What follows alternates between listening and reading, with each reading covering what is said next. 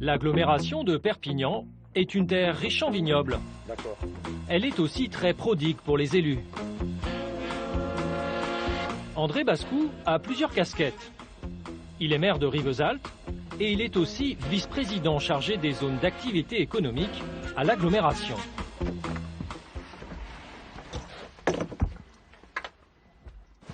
Ouais, bien, et toi? Oui. Ce matin, il vient rendre visite à un caviste qu'il connaît bien.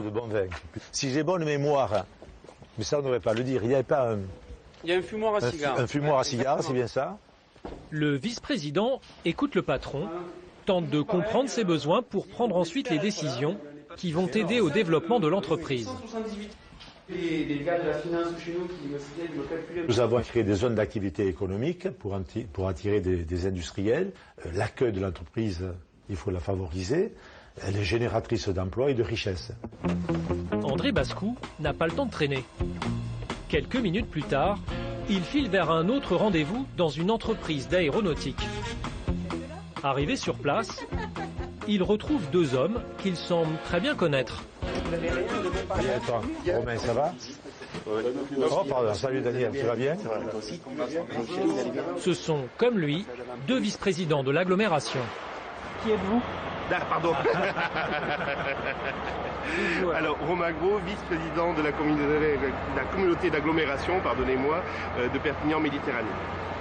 Et je suis en charge des questions économiques et des questions industrielles à la communauté d'agglomération. Alors moi, je suis Daniel Mac, vice-président de l'économie, chargé de l'économie avec plusieurs filières. D'accord, on fait tous de l'économie en fait. Tous les deux. Oui, tous les deux.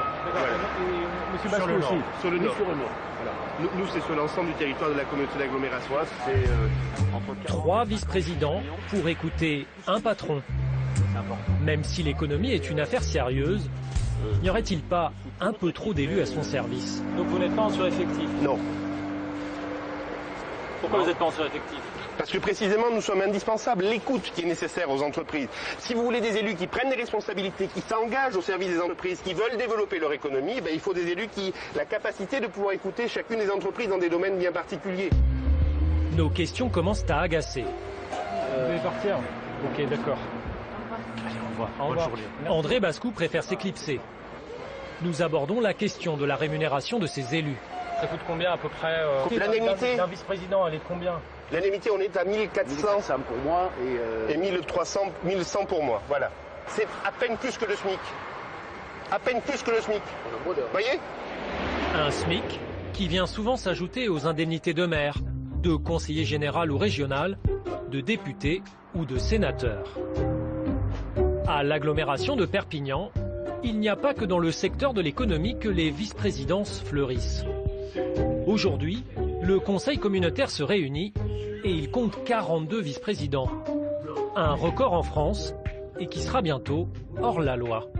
Le Code général des collectivités locales stipule qu'à partir de mars 2014, le nombre de vice-présidents doit être limité à 15.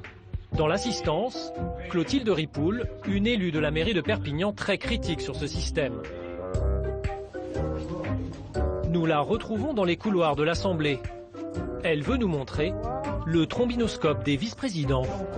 Là, par exemple, délégué aux zones d'intérêt écologique, gestion des zones humides et des paysages. Bon, c'est raffiné, quoi. Délégué à la protection animalière et système d'information géographique et informatique, délégué aux sentiers de randonnée. Maintenant, il faut être sérieux 2 minutes. On ne peut pas, à l'heure où on a ici à Perpignan et dans l'agglomération, où on a un nombre de chômeurs considérable, où on a beaucoup de personnes qui vivent sous le seuil de pauvreté, aller expliquer qu'on va donner à des élus des indemnités qui représentent plus d'un SMIC tous les mois pour se partager et tronçonner comme ça les responsabilités. Je comprends pas comment vous interviewez les deux personnes qui sont là. Soudain, un homme interrompt l'interview. Il semble très en colère. Moi je suis élu. Ah, vous êtes le vice-président, vous? Oui, moi je suis élu en responsabilité, alors que madame n'est absolument rien ici, même pas élue. Hein. Donc, vous interviewez qui vous voulez. Pour moi, je considère ça comme du niveau farce et attrape, pas plus. Vous êtes vice-président de quoi exactement? Moi je suis vice-président, je suis chargé du transfrontalier. Transfrontalier. Entre autres. C'est quoi le transfrontalier? Je vous ai dit, ça ne m'intéressait pas de vous... Si on fait une émission normale, je suis à votre disposition. Je crois que c'est le résultat de propos qui dérangent. C'est tout. Pendant que certains élus s'agitent, imperturbable, Clotilde Ripoul poursuit son réquisitoire. Pour elle, ce système qui existe depuis 3 ans a eu un coût très élevé pour l'agglomération. Donc on va calculer 1400. Les élus touchent en moyenne une indemnité mensuelle de 1400 €. Il y en aurait 27 en trop, et cela donc depuis 36 mois. Au total, selon elle, ce sont donc 1,3 million d'euros qui auraient pu être économisés. Nous voulons soumettre ce chiffre à Jean-Paul Alduy, le président UMP de l'agglomération, à la fin du conseil communautaire. C'est une bonne économie quand même. Oui, mais attendez, sauf que sur un budget de 200 millions, ça ne veut pas dire grand-chose, hein, excusez-moi de vous le dire, un premier point. Hein. Oui, il faut quand même être clair. Hein. Mais on pourrait aussi ne mettre qu'une seule personne tant que vous y êtes, et pourquoi pas, on économiserait un peu plus encore. Hein. Passé de 42 à 15 vice-présidents, Jean-Paul Alduy s'y refuse, pour des raisons politiques. Deux places libres. Eh bien moi je considère en effet qu'avec 15, ça veut dire que c'est quoi? Ça veut dire qu'il y aurait donc 21 communes qui ne seraient pas représentées. Voilà. 21 maires qui considéraient que l'agglo, c'est pas leur truc. C'est pas leur truc puisqu'ils ne participent pas à la décision. Donc il y aurait 21 communes sur lesquelles la communauté d'agglomération n'existerait pas. Et donc cette pédagogie de la gouvernance n'existerait pas. Et donc qu'est-ce qui se passe? Tôt ou tard, ces communes sortiraient de l'agglo, elles iraient monter leur petit syndicat intercommunal ici ou là. Et on arriverait en effet à gaspiller l'argent public. Dans les intercommunalités, la question des postes de vice-président n'est pas la plus problématique.